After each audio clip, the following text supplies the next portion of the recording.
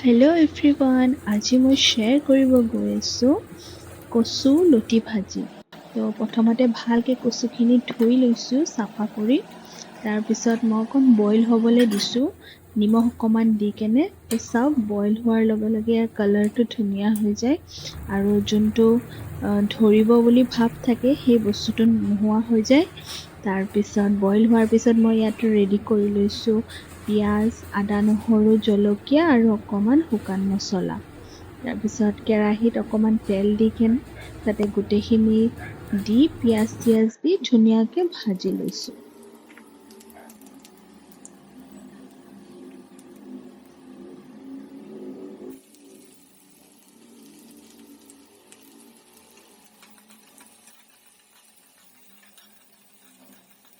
বিভিন্ন প্ৰকাৰে এইখন ভাজি বনাব পাৰে, কিন্তু মই একেবাৰে সাধাৰণভাৱে বনাইছোঁ আজি।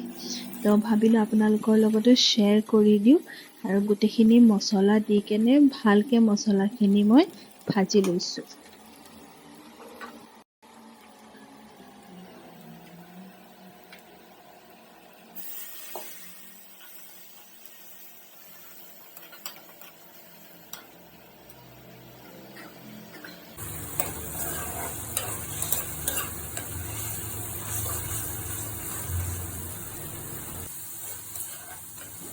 এইফালে হৈ গ'ল মছলাখিনি ভুনি লোৱা। তাৰপিছতে মই দি দিছোঁ কচুখিনি আৰু বেছি সময় নালাগে, অকণমান টাইমতে হৈ যায়। তো ভালকৈ ভাজি কেনে বনোৱালৈ লৈ